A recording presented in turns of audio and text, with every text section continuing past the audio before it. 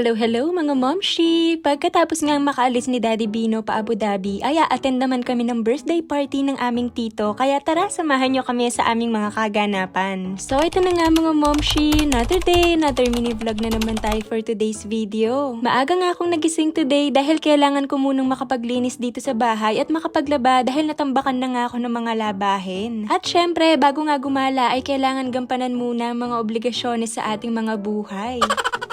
Paggising nga netong dalawang bata ay pinagtimpla ko na lang sila ng gatas na maiinom at pinakain ko na nga lang sila ng tinapay dahil maya-maya lang ay magla-lunch na din kami kasi medyo late na din silang bumangon. Pagkatapos ko nga silang maipagtimpla ng kanilang maiinom ay sinimulan ko na ngang magsalang ng aking mga labahin. Diyos mio Marimar, sa sobrang dami nga ng aking mga lalabhan ay pwede ko na nga itong gawing Christmas tree. Charis.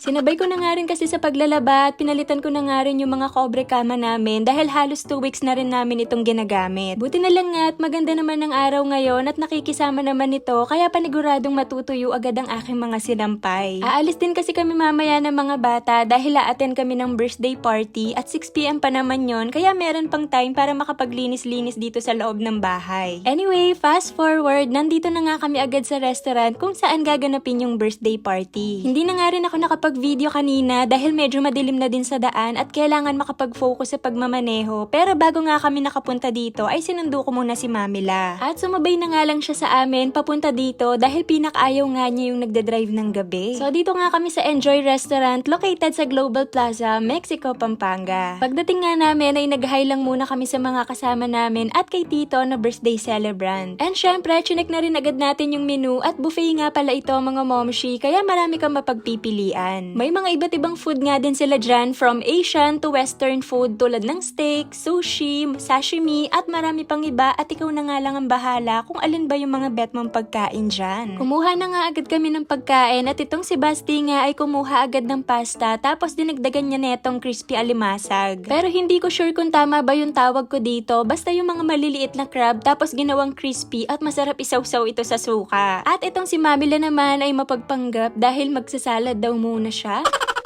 Tapos, sinamahan ko na nga itong dalawang bata dito sa kabilang section para i-check naman yung ibang pagkain. Hindi pa nga natatapos kumain si Basti ay kumuha na nga agad siya ng dessert. Diyos ko, sugar is life. Hyper mamaya yan panigurado. Tapos, si Ate Sam naman ay walang napili dun sa mga dessert, kaya pagkatapos ay umupo na agad kami para makakain na. Paunti-unti nga lang muna yung mga kinuha namin na pagkain, especially sa mga bata dahil pwede naman silang bumalik later pag naubos na nila yung pagkain. And to make sure na din na walang masasayang na pagkain sa pamilyang ito, charis. So far, lahat ng mga pagkain ay masasarap at sinubukan ko nga lahat ng mga ulam. Ilang ulit din kami nagpabalik-balik at nagpakuha na nga rin si Basti ng crispy alimasag dahil nagustuhan nga talaga niya ito. And pagkatapos nga ay kinantahan na din namin si Tito ng birthday song at ang dami nga niyang natanggap na ampaw. Mapapasana all ka na lang talaga. At hindi nga nagtagal ang ating sana all dahil dininig agad ang ating mga panalangin dahil may mga natanggap ng ampaw itong dalawang bata. Kaya ayan, finiflex na din nila sa akin pero hindi nila alam mamaya ay susurrender din nila sa akin yan.